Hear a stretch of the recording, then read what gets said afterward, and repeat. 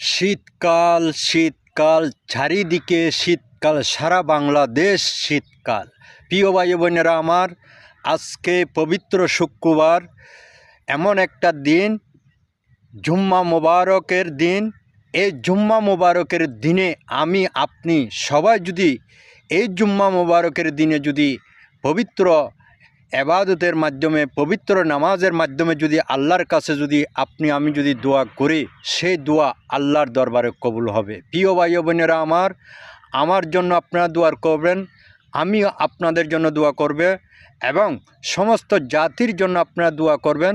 সবার উপরে যেন আল্লাহ হেদায়েত করে এবং রহমত বর্ষণ করে। সবাইকে জানাই আজকে পবিত্র শুক্রবারের জুম্মা মোবারক এবং জুম্মা মোবারকের শুভেচ্ছা রইল। সবাই ভালো থাকবেন, সুস্থ থাকবেন।